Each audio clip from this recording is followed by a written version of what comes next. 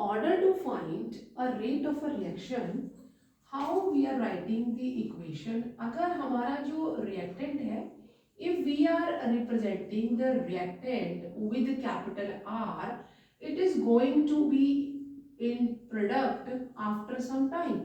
जो reactant है, अगर हमारा जो reaction है वो feasible है, वो reaction जो वो हो सकता है, तो reactant जो है समय के साथ साथ में product में convert हो जाएगा and we are representing product with the P.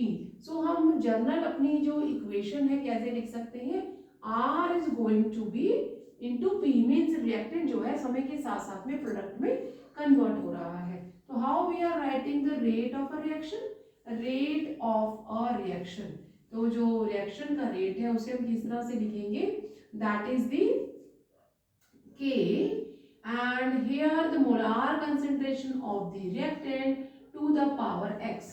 जो यहाँ पे x है that is the exponent और ये हमारी experimental calculated value है. It is experimentally calculated value. So it is experimentally calculated value.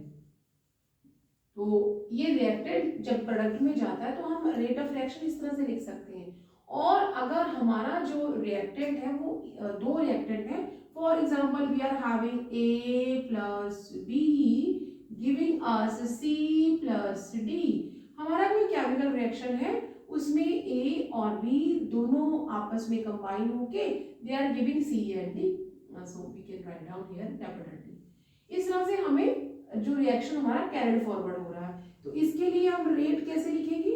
Rate of a reaction. हम लोग रेट ऑफ रिएक्शन किस तरह से लिखेंगे? दैट इज द जो रेट होता है that is directly proportional to the molar concentration of the reactant. तो how we can write down कि जो रेट है वो डायरेक्टली प्रोपोर्शनल है, यहाँ पे प्रोपोर्शनलिटी का साइन लगा देते हैं and it is the product of the molar concentration of the reactant to the power x a and y to the b. जो x और b है ये एक्सपोनेंट्स है, ये जो पावर्स होती है they are the experimentally calculated values. और ये जो प्रोपोर्शनलिटी का साइन है वो हम किससे रिमूव कर देते हैं? k, जो कि हमारा रेट कांस्टेंट है. And how we are writing the rate equation? That is the यहाँ पे हमारे पास रेट इक्वेशन आ गई है, रेट एक्सप्रेशन आ गई है, रेट लॉ आ गया है. तो rate of a reaction equal to k. हम यहाँ पे जो रेट है रिएक्शन का वो किसके बराबर हो जाता है? K into A to the power x B to the power Y.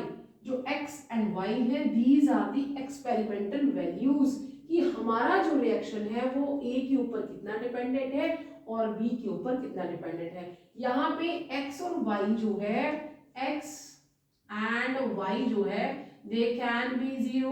Zero बड़ा रेयर होता है. जितने भी हमारे कैटलिस्ट वाले रिएक्शन है या जो हमारे किसी मेटल की प्रेजेंस में रिएक्शंस होते हैं वो हमारे जीरो ऑर्डर हो सकते हैं. और x एंड y जो है 1 भी हो सकता है, 2 भी हो सकता है, 3 भी हो सकता है, इवन फ्रैक्शन भी हो सकता है 2/3. तो x and y, x and y 0 भी हो सकता है, 1 भी हो सकता है, 2 भी हो सकता है, 3 भी हो सकता है एंड फ्रैक्शन भी हो सकता है.